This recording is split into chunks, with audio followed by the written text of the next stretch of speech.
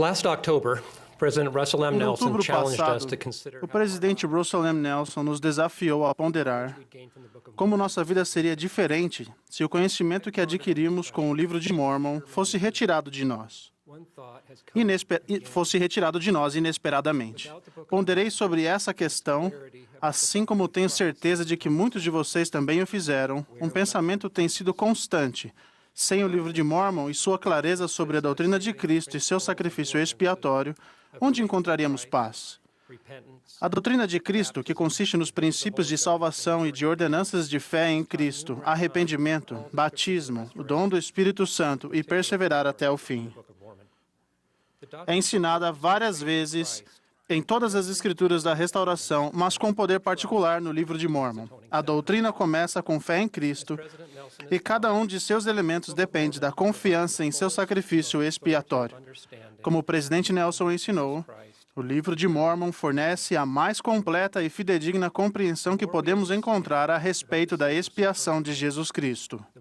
Quanto mais entendermos a respeito do dom sublime do Salvador, mais passaremos a conhecer em nossa mente e em nosso coração a realidade da certeza do presidente Nelson de que as verdades contidas no livro de Mormon têm o poder de curar, confortar, restaurar, socorrer, fortalecer, consolar e alegrar nossa alma.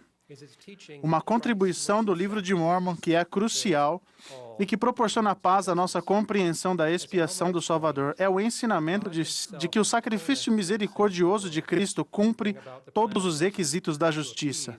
Conforme ensinou Alma, o próprio Deus expia os pecados do mundo para efetuar o plano de misericórdia para satisfazer os requisitos da justiça, a fim de que Deus seja um Deus perfeito, justo e também um Deus misericordioso. O plano de misericórdia do Pai, o que as Escrituras também chamam de plano de felicidade ou plano de salvação, não poderia ser cumprido a menos que todos os requisitos da justiça fossem atendidos. Mas quais são exatamente os requisitos da justiça? Ponderem a própria experiência de Alma. Lembre-se de que, quando jovem, Alma procurava destruir a igreja. De fato, Alma falou a seu filho Elamã que ele havia sido atormentado com os pecados do inferno porque havia efetivamente assassinado muitos dos filhos de Deus, levando-os à destruição. Alma explicou a Elamã que finalmente teve paz quando fixou a mente nos ensinamentos de seu pai sobre a vinda de Jesus Cristo para expiar os pecados do mundo. Alma, então arrependido, clamou pela misericórdia de Cristo e então sentiu alegria e alívio ao perceber que Cristo havia expiado por seus pecados e pagado por todos os requisitos da justiça.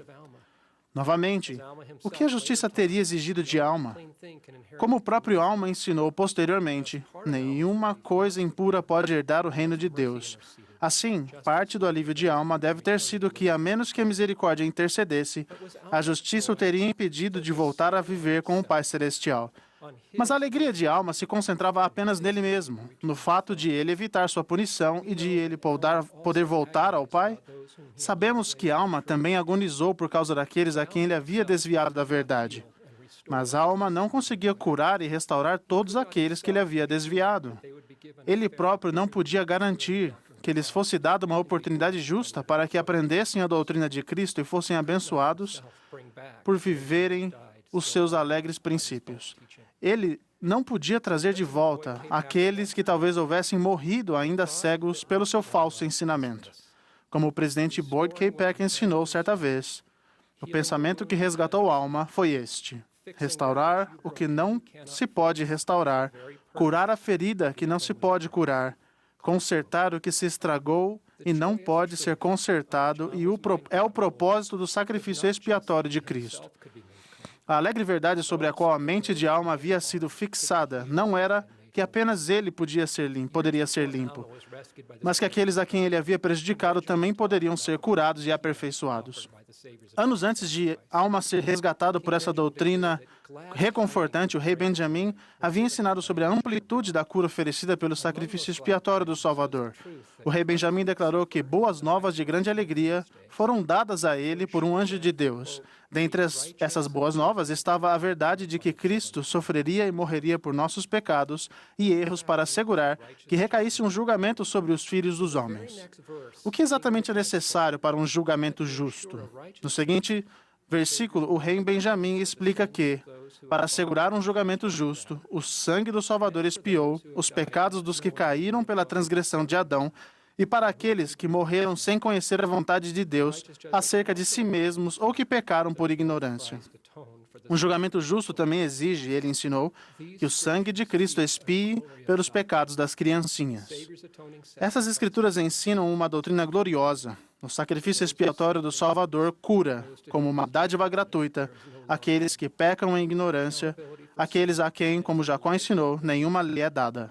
A responsabilidade pelo pecado depende do conhecimento que recebemos e da nossa capacidade de exercer o arbítrio. Conhecemos essa cura e essa verdade reconfortante apenas por causa do livro de Mórmon e de outras escrituras da restauração. Certamente, quando uma lei é dada, quando não somos ignorantes a respeito da vontade de Deus, somos responsáveis por nossos atos.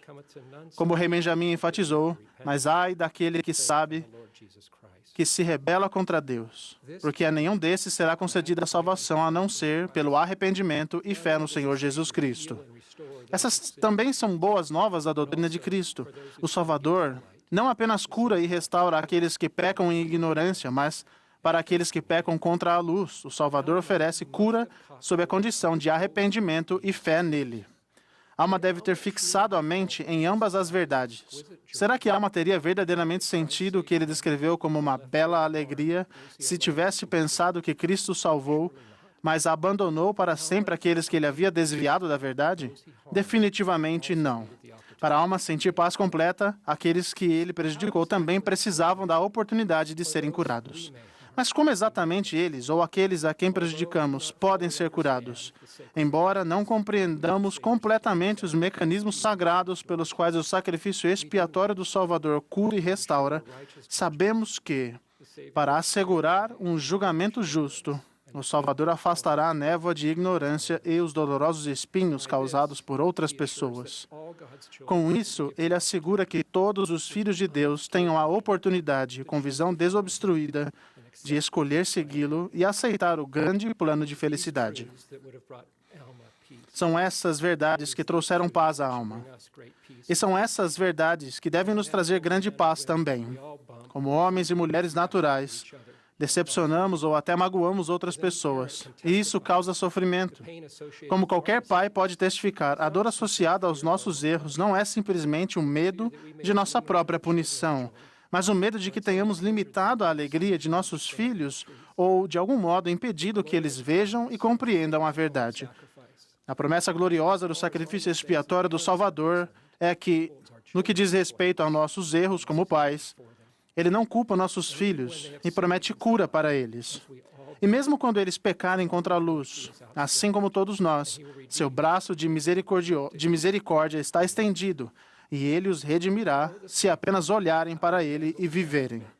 Embora o Salvador tenha poder para consertar o que não podemos consertar, ele nos ordena que façamos tudo o que pudermos para que a restituição seja parte de nosso arrependimento. Nossos pecados e erros não só prejudicam nosso relacionamento com Deus, mas também nosso relacionamento com outras pessoas. Às vezes, nossos esforços para curar e restaurar podem ser tão simples quanto pedir desculpas, mas em outros casos, a restituição pode exigir anos de esforço humilde. Ainda assim, para muitos de nossos pecados e erros, simplesmente não conseguimos curar plenamente aqueles a quem prejudicamos. A promessa do livro de Mórmon e do Evangelho restaurado, que é magnífica e traz paz, é que o Salvador vai consertar tudo o que quebramos. Ele também nos consertará se nos voltarmos a Ele com fé e nos arrependermos do mal que causamos. Ele oferece essas dádivas porque ama a todos nós com um amor perfeito e porque Ele está comprometido em assegurar um julgamento justo que honre tanto a justiça quanto a misericórdia. Testifico que isso é verdade. Em nome de Jesus Cristo. Amém.